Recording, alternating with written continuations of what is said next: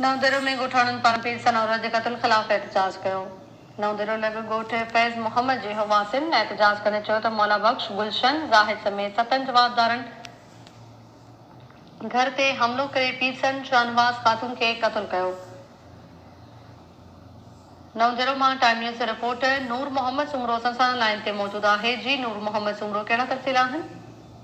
जी तारा, नवदेरो परसां 8 ॾींहं अॻु जिया बिरादरीअ जे ॿिनि धुरनि में हलंदड़ झेड़े में क़त्ल थी वियल औरत जे क़त्ल में मुलविस जवाबदार गिरफ़्तार न करण ख़िलाफ़ मक़तूला जे वारसनि अता ख़ातून, ज़रीना, शुमाइला, कुर्बान ऐं ॿियनि प्रेस क्लब पहुची एहतजाज कंदे दायो आहे त असांजे पीरसन औरत जे क़त्ल में मुलविस जवाबदार मौला बख्श ऐं ॿियनि खे पुलिस 8 ॾींहं गुज़रण बावजूदि गिरफ़्तार न करे सघी आहे। फ़क़ति सिर्फ़ 2 जवाबदारनि खे गिरफ़्तार कयो आहे।